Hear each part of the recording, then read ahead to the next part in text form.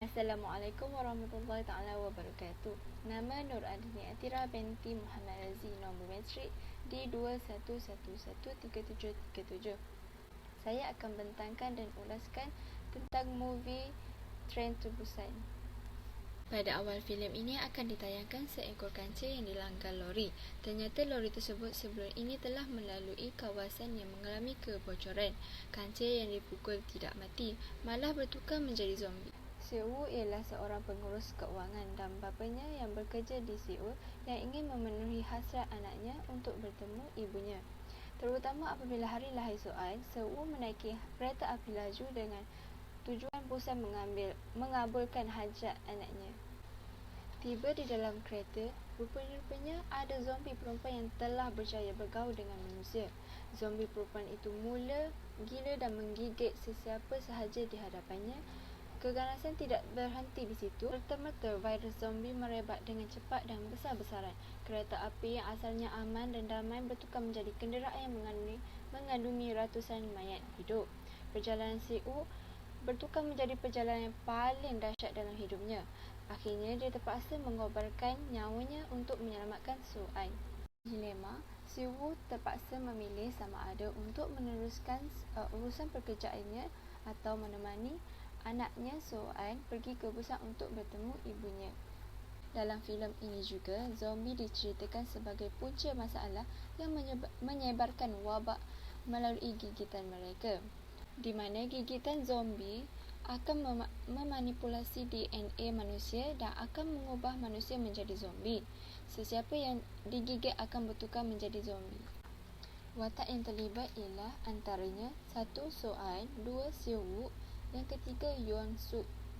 Watak yang membuat keputusan ialah yang pertama Seoul, membuat keputusan untuk menemani anaknya Soan pergi ke Busan untuk bertemu ibunya Soan kerana Soan ingin bertemu ibunya.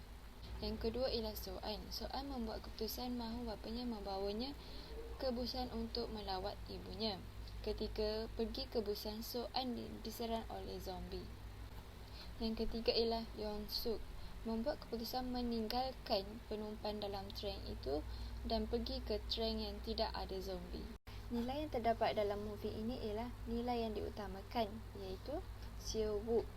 Nilai kasih sayang yang ditunjukkan oleh ayahnya kepada anaknya iaitu Soan.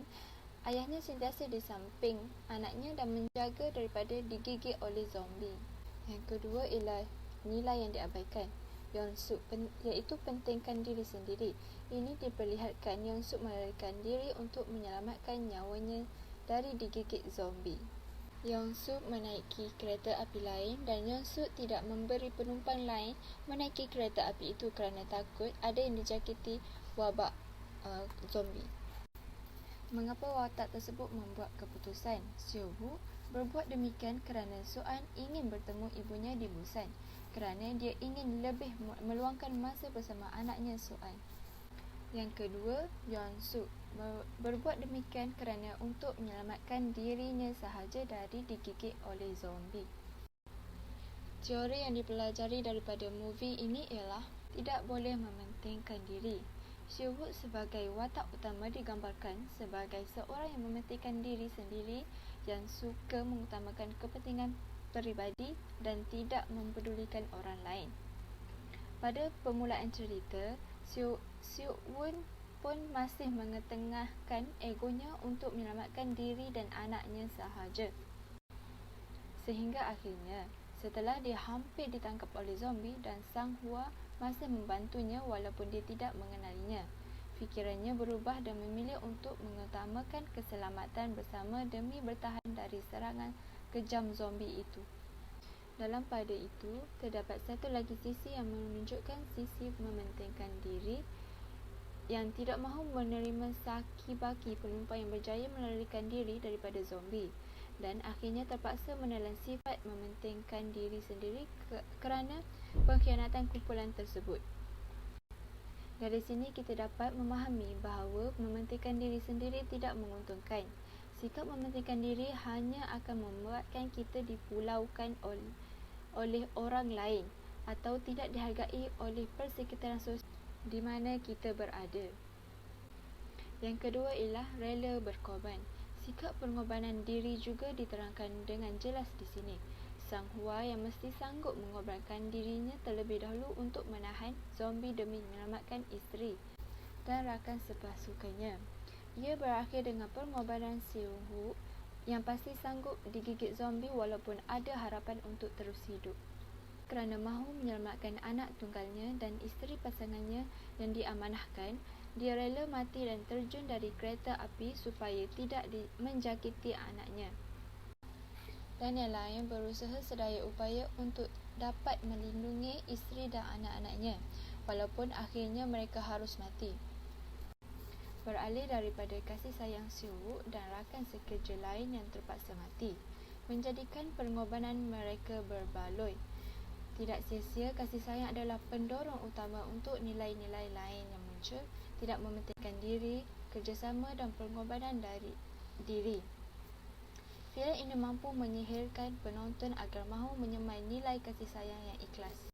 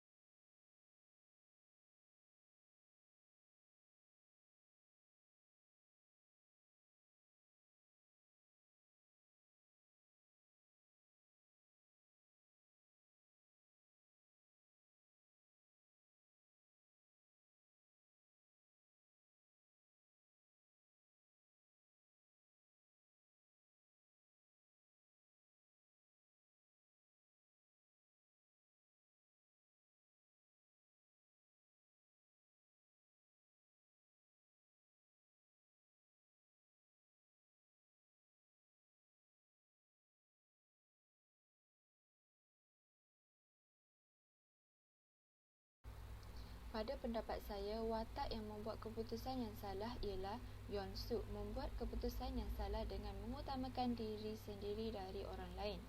Kerana Yeon Suk takut terkena jangkitan wabak zombie apabila dia membenarkan penumpang dari kereta api yang dijangkiti zombie masuk ke dalam kereta apinya.